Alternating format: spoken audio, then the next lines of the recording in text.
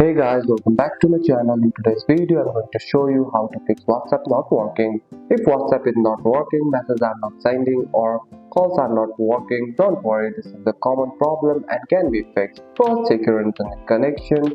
WhatsApp may need a strong Wi-Fi or mobile data. For that, swipe down from the top right corner of your screen. It will open the control center and try switching between Wi-Fi and mobile data to see if it helps. After that, you can also restart your phone. This simple step can fix many problems. Now check if the WhatsApp is down.